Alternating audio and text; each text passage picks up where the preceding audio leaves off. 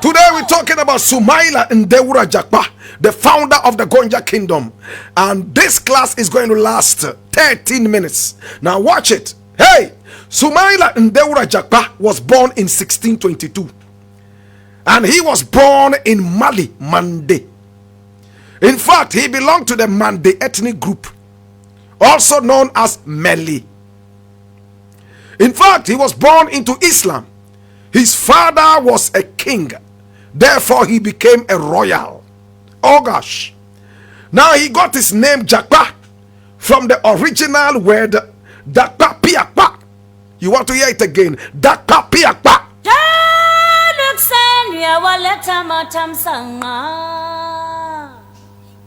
Students, let me hear it. Say it after me. Dakpa Piakpa. Dakpa Piakpa. This is the class. Now with time, Dakpa Piakpa became simply Jakpa. Now Dakpa Piakpa simply means the conqueror holding the spear. The conqueror holding the spear. Oh my God. In Swahili we say Jomo Kenyatta, the burning spear. In Gonja we say Dakpa Piakpa. Now Ndewura Jakpa originally was Dakpa Piakpa, the conqueror with the spear. And we will soon get to understand why the spear. People went to war with arrows. People went to war with guns. He went to war with a spear. Oh gosh. Ndewura Jakpa at the age of 15 had already gone into cola trading. He traded so much in cola until he went totally bankrupt.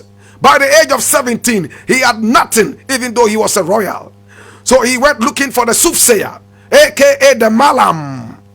And when he entered into the house of Malam Boka, he sat down after saying Salam Alaikum. Now Malam Boka looked at him and said, I know why you are here. You want to check your destiny. In fact, you will stay here for as long as you want. You will never make it. Neither would you ever be king if you stayed here. Because though you are a royal, there are spirits that will push you away from the throne. But you will become a king if you leave your father's house and move out of this territory. That is when you will become that real king. Sumaila Ndewura Jakpa, Dakpa Piakpa, decided to leave. And when he left, he moved all the way. Yes, by the age of 2021, he was already on his way out of the area. And he carried along his children that he had. In those days, early marriages were very, very much encouraged. He had a number of children and he carried them along his wives. In fact, and he moved from Mande in Mali.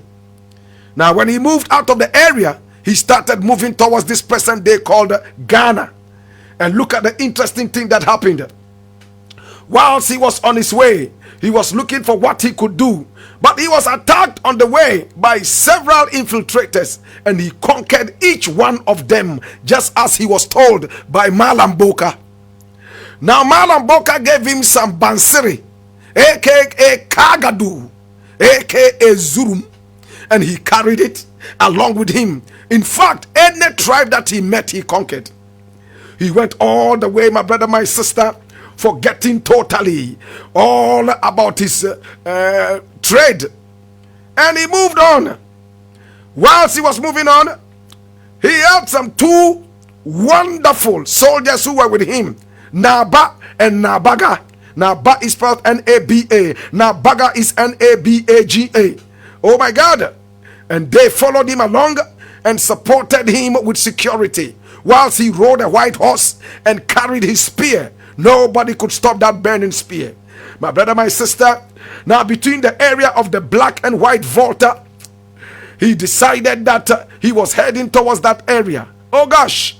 He moved on and on and on and on. And look at the interesting thing that happened. With all his soldiers following him, he was very, very sure that he only took along people that were loyal to him. even as a royal in the Mande kingdom. He moved with them. He dealt only with loyalty. Now, as he was approaching this part of the land today called Ghana, he realized that he was feeling good about this area. And this was where he really wanted to settle. Oh my God. He arrived at the town known as Nteresu Bomfu. Nteresu Bomfu. Repeat after me. Nteresu Bomfu. Nteresu is spelled N-T-E-R-E-S-O hyphenated B-O-N-F-U. Nteresu Bomfu. Now, Nteresu Bomfu is a town in the Bole state. And when he entered this area as his first point of entry, he knew that this was the area. He had heard about a powerful fetish priest in that area. He went over to this fetish priest, conquered him by also using black magic and doing a lot of wonderful things. And when this fetish priest realized that this was a more powerful man, he gave up and rather decided to support him. Ndewura Jakpa also heard about a powerful shrine at a village called Mankuma. M-A-N-K-U-M-A. Mankuma. And he decided to go there and pay homage. Oh gosh. When he went to that shrine, he paid homage and he left his sister there to take over the whole village of Mankuma. Students, I need you to note this town or this village known as Mankuma. We're going to return to it later in the story.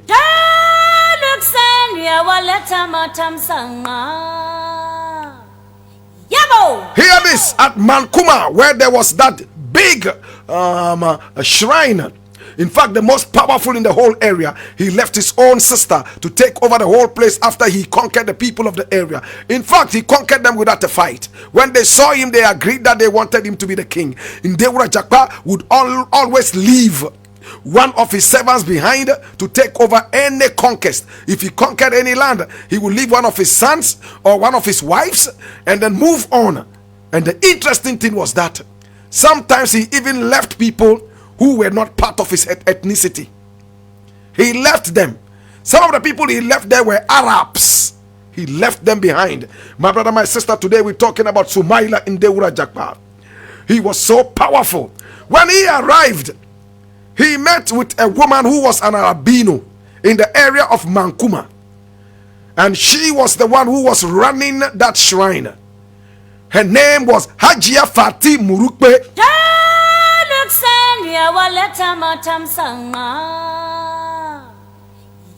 Hajia Fati Murukpe. Now, Hajia Fati Murukpe was a very powerful woman. She was albino, very powerful. And she was the one who took over the shrine of Mankuma.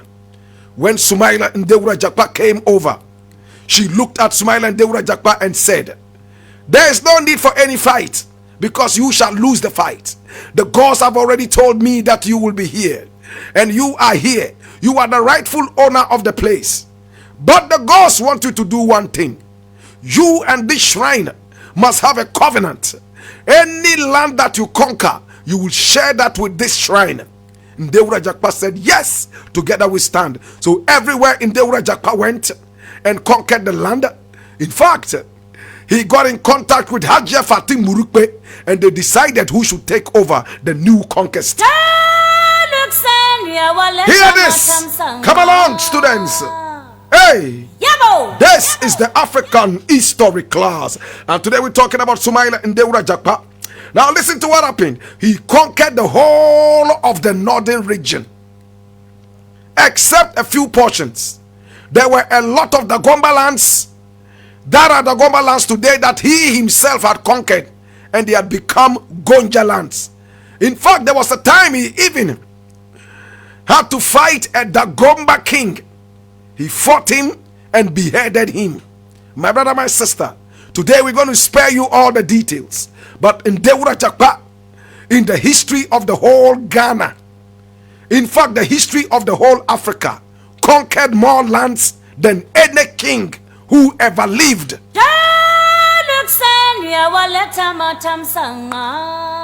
the Gonja people, in fact they have more land than any ethnic group in Ghana. More land than the Asante. More land that they conquered, more than the Dagomba. more than the Grushis, more than any other ethnic group, including the Chekosi. My brother, my sister, hear me now. Today we're talking about Sumaila Ndewura Jakpa. Listen to what happened. Everywhere he conquered, he had that insatiable appetite to conquer more, until he conquered all the way to the end of the White Volta. And at the White Volta, there's a small town there called Bupe. Correct pronunciation, Bupe, Bupe, Bupe. Lord God have mercy. And the original spelling is Gbuikepe. Now, Bu means heavy. Heavy with burden. Pe is the house of burden. We will return to Bupe later in the story. Now, when he arrived in Bupe, went over to the White Volta, he heard about the Asantes, and he decided that he would deal with the Asantes. He a great warrior. He will deal with the Asantes. He got to the White Volta and decided that he was moving on to fight with the Asantes. At that time, the Asante kingdom was on top of its prime. The Asante kingdom had conquered so much land. The Asantes had also heard about the great Ndewura Jakpa, so they did not want to cross the line of Ndewura Jakpa. But Ndewura Jakpa dared to fight the Asantes. His soldiers were so tired. He had conquered the whole of the northern Ghana. Today, as it is, and was moving on. In some of the areas, there was no fight. They just decided that, listen, you are a great man, take over the land. And he picked somebody from the area and made him king. He didn't care whether you were Gonja or not. Remember that the name Gonja itself, correct pronunciation is Mbanye. Mbanye, the Mbanye people. In fact, hear me now, but it's been corrupted with time. That was a place that was thriving with the trade of kola nuts. And the kola nuts in the area were red in color. You know that we have so many different kinds of kola nut colors. Some of them are brown, some are red, and some are white. Depending on what you want, you will get all that. My brother, my sister, in the Gonja area, they had the red one. And the houses used to come all the way from Banzabakoy in Nigeria, come all the way to the area of the Gonjas, and then buy the red kola nuts. So the Hausa people nicknamed the area Kasangoroja. Kasangoroja, the land of the red kola. With time, it got corrupted from Kasangoroja to Gonja. Hear this, Sumaila Ndewura Jakpa. Listen, he decided to fight the Asantes. The Asantes came out in their numbers. His soldiers were very tired and begged him to take a rest at least for a day before fighting. They had done so much conquest. But Ndewura Jakpa said, no, we must teach the Asantes a lesson. They crossed over the White Volta, entered into Asante land. The Asantes met them halfway, and fire for fire, bullet after bullet, arrow after arrow. One of the arrows hit Ndewura Jakpa, and he bled very bad. He was still fighting. He was still fighting. Whilst he fought, he bled the more. In fact, and when the Asantes heard that Ndewura Jakpa had been wounded, they intensified the fight. And at a point, Ndewura Jakpa decided that he must retreat. He was bleeding so badly. His soldiers decided to carry him over. They were going, and then he told them, you know what, do me a favor. Please take me to Mankuma. Bury me there. Today I know I will die, but take me to Mankuma. Remember, we talked about Nterefo Bomfo.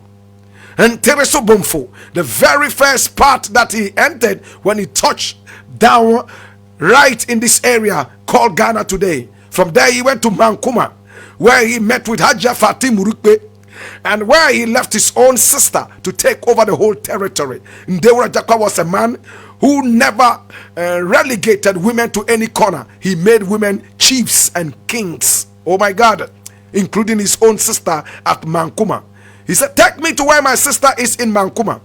Bury me next to the shrine of Hajia Fatim Murukpe at Mankuma. So his soldiers carried him, Naba and Nabaga, carried him all the way. My brother, my sister, this was 1672. Ndewura Jakpa was only 50 years old. They carried him. He was going and telling them and begging them that no matter what, he should be buried at Mankuma. But when they got to Bupe, today it's been corrupted to Bupe. It's Bupe, Bupe, Bupe, which means land or the house of the heavy burden. In fact, they couldn't carry Ndewura Jakpa anymore. His body started to rot. Flies were hovering around the place, all over the corpse. And they decided it was embarrassing to continue carrying a smelly corpse. They needed to bury it. So they buried it right there in Bupe without honoring his last wish of burying him at Mankuma near the shrine of Hajia Fatim Bupe.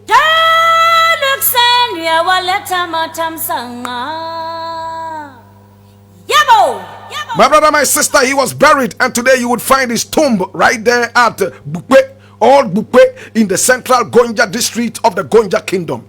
He was a man who created and founded the great Gonja kingdom, the biggest kingdom in the whole of Ghana and beyond.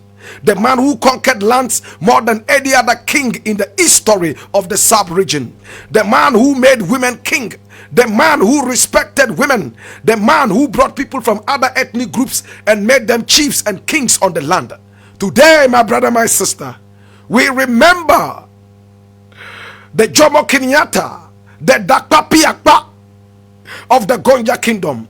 The man who by the age of 17 was told he would never ever be king if he stayed in Mande. And he moved by the advice and counsel of Mali and Burkina. He came all the way, oh my God have mercy, to this part of the land today called Ghana and established the Gonja kingdom. My brother, my sister, he made people who were not even Muslims become part of the Gonja kingdom. Today we remember you, Papa. Oh, Papa, today we remember you. We remember you in Chimunta. In Chimunta. Ah, in Chimunta. In Chimunta. In Chimunta. In Chimunta. Ah, in Chimunta. In Chimunta. In Chimunta. Ebori nasa, ebori nasa. Ebori nasa. Ebori nasa, ebori nasa, ebori nasa. Oh, Papa, go. Papa, busy. Go. What? Busy, Papa, famiko. Oh, Papa, uninyamiko. Yeah, Papa. Oh, Sumaila Ndewura Jakpa. Dakpa piakpa. Dakpa piakpa. Dakpa piakpa. Minubeko, Papa. Uninyamiko. Yeah, Papa. In the burden of knowledge, I ask you, how would the life of Ndewura Jakpa, the Dakpa piakpa, impact your own life? How would the life of Sumaila Ndewura Jakpa, Dakpa Piakpa, impact your own life? In the burden of knowledge, I ask you, now that you know, what would you do? Be an any layer, mini obafe, yenzunda kagane, mezaka yine, ye pabango, bokayan, fifiaenya, no kaina wo, banaeu, ebeden, Missy banaeu, ebeyabade, lele and jimasinga bekunne, lele and jimasinga berry. Au, Papa, Uneamigo, Papa, Uneamigo. Amigo. Papa, mis amigo.